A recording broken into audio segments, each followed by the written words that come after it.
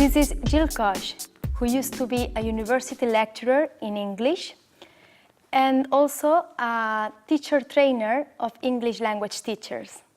Now she's a consultant to Cambridge English Language Assessment, and together with Gad, they will try to answer my IELTS speaking questions. So, Jill, can you please remind me how the speaking test works? There are 3 parts, aren't there? Yes, there's 3 parts, and overall the test lasts for between 11 and 14 minutes, and you will be in a room just with the examiner, and the test will be recorded. And let's start with part 1. What happens there? In part 1, you'll be asked a series of questions about familiar topics, things like routines, hobbies, your likes and dislikes. Okay. And part 1 lasts 4 to 5 minutes. So it's really just to get you settled in and comfortable speaking with the examiner. Yeah, I see. So what about part 2? Well, part 2 is when you speak on your own. So you'll be given a booklet and it has a topic in it. And there'll be some suggestions about what you might like to speak about.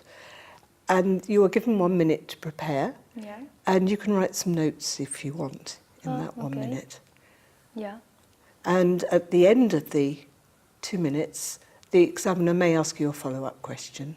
Should I keep speaking for the 2 full minutes? What happens if I run out of ideas of what to say? So you definitely should try to keep going as long as you can. And if you run out, don't worry about it, because the examiner will try to help you along. So just keep speaking. At some point, the examiner will stop you, and that's all right. Perfect. You might find it helpful to practice with a timer and some topics.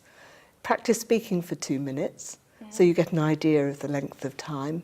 Yeah. You could also practice too, making notes, finding which notes help you to remember ideas while you're talking. So what about part 3? What happened there? In part 3, it's also like part 1, about 4 to 5 minutes. Okay. But this time you'll be answering questions of a more general nature, but on the same topic as you discussed in part 2. All right. So that's a good thing, right? Yes. Because you already started thinking about that particular topic, and you're using the words from that particular topic. So you're all set for part 3. One thing as well I'm worried about is that, especially when I'm nervous, I might not understand what the examiner wants to ask me. And also sometimes I hesitate about what to say. What can I do if this happens? Well, if you're not so sure of what the examiner asks, then you can always ask the examiner to repeat the question, and they will do that, so don't worry about that. Okay, great. You might also find it helpful to prepare some phrases just to give yourself a little time to think. You could say things like, "That's a really interesting question, I've never thought about that." Or, "Let me think." Yeah, okay, that's So a good tip. that buys you some time. Yeah, perfect, thank you very much.